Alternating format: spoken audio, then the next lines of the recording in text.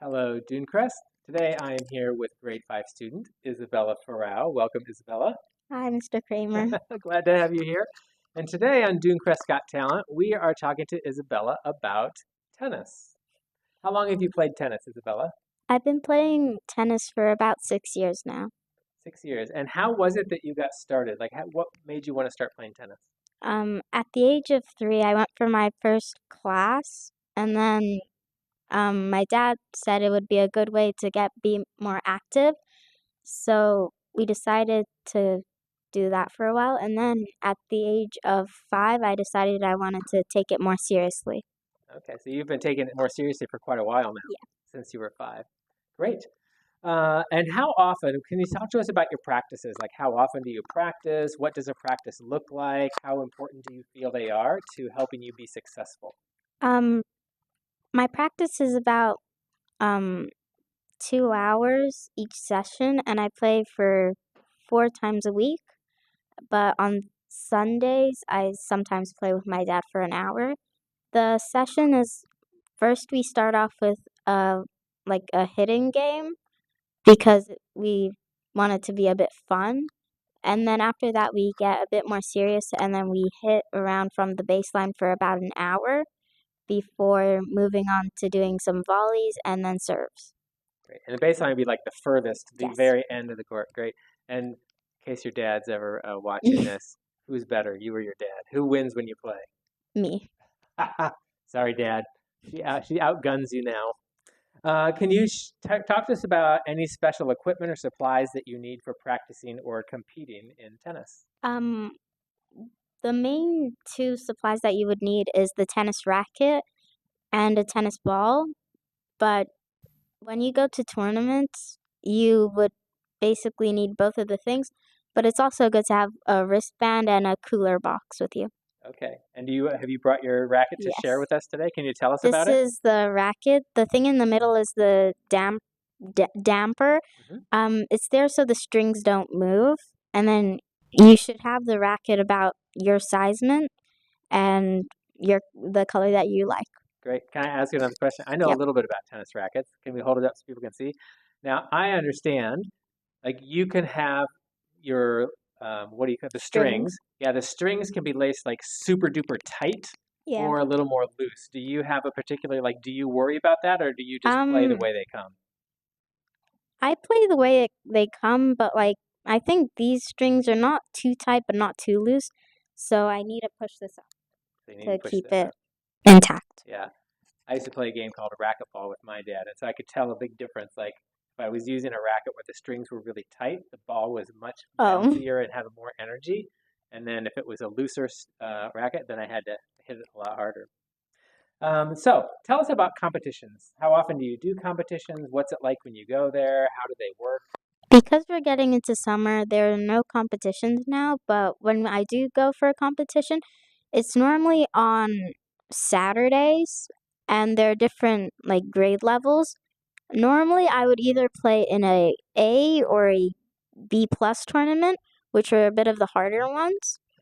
And when you win the tournament or you win your match, you get points. The points go to your ranking. And right now, I'm ranked number 32 for under 12s. 32 for under 12. Yeah. Is that like for the UAE or the Yes. middle? Cool.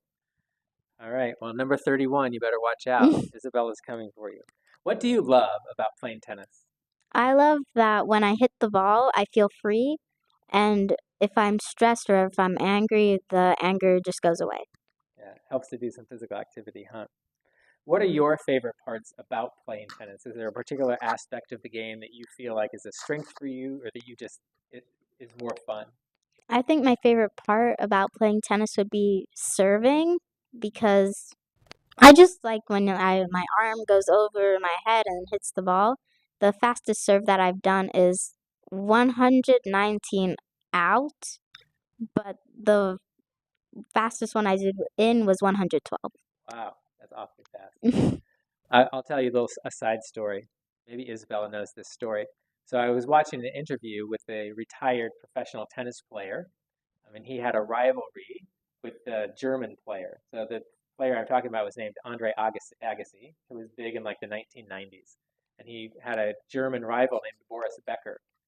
And Boris Becker was a very good server.